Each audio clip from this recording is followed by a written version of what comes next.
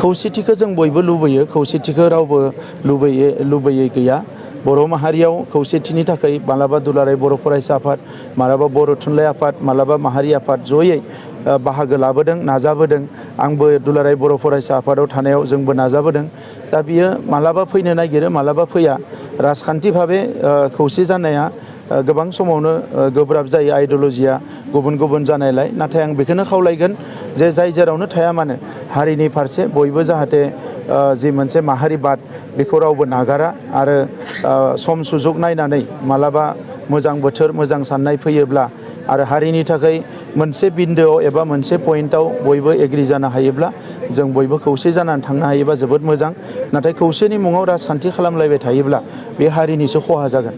दा नंखायनो खौसेखौ जाहाथे गोसो गोरबोनिफ्राय बयबो सानो, बेखौ सानब्रबनानै बा माबा मोनसे राजखान्थिनि थांखि लानानै साना आरो बेखौ अराय सम माहारि दानायनि थाखाय, माहारिनि आद्रा थाबावनाय खामानिफोरखौ मावफुंनो थाखाय, माहारिखौ जोङो बुहुमाव गेरेमसा माहारि गायसननो थाखाय बड'फाया होलांनाय बिबानखौ मावफुंनो थाखाय बयबो आवगायनानै फैनांगौ। अब्ला बर' माहारियाव सानसे नङा सानसे खौसेया जाथारगोन, आं बेखौ हास्थायो।